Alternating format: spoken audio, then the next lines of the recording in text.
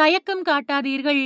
Hormuz நீரிணையில் Iran படகுகளை கண்டதும் சுட ட்ரம்ப் ஆணை. கப்பல் கண்காணிப்பு தரவுகளின்படி இந்த கப்பல் இலங்கை அப்புறம் இந்தோனேஷியாவுக்கு இடைப்பட்ட பகுதியில பிடிபட்டுச்சு.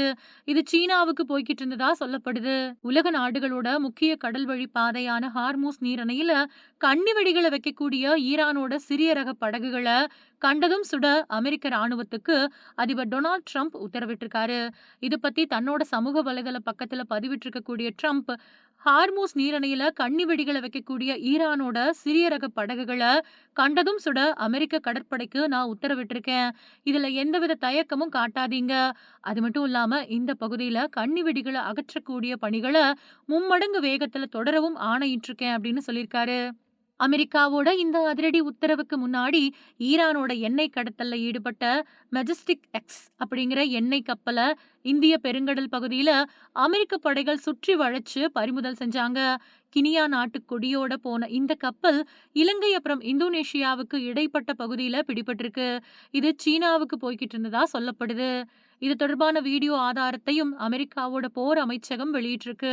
ஈரானுக்கு ஆதரவா செயல்படக்கூடிய சட்டவிரோத நெட்வொர்க்குகளை முடக்கவும், இந்த மாதிரியான கப்பல்களை கண்டறியவும் உலகளாவிய கடல்சார் அமலாக்கத்தை நாங்க தொடர்வோம் அப்படின்னு பென்டகன் தெரிவிச்சிருக்கு.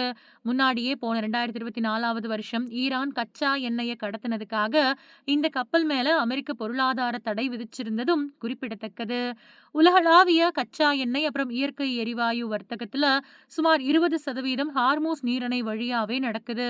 பிப்ரவரி 28ஆம் தேதியிலிருந்து ஈரான், இஸ்ரேல் அப்புறம் அமெரிக்கா இடையில நிலவிட்டு வரக்கூடிய மோதலால இதுவரைக்கும் பாரசீக வளைகுடா அப்புறம் ஓமன் வளைகுடா பகுதிகளில் 30க்கும் மேற்பட்ட கப்பல்கள் இலக்கு வைக்கப்பட்டிருக்கு. ஈரானோட புரட்சிகர பாதுகாப்பு படையினர் கடந்த சில தினங்களுக்கு முன்னாடி 3 சரக்கு கப்பல்களை தாக்கி 2 கைப்பற்றினாங்க. இதுக்கு பதிலடியாவே அமெரிக்கா இப்போ தன்னோட தாக்குதல் அப்புறம் பறிமுதல் நடவடிக்கைகளை தீவிரப்படுத்தி இருக்கு.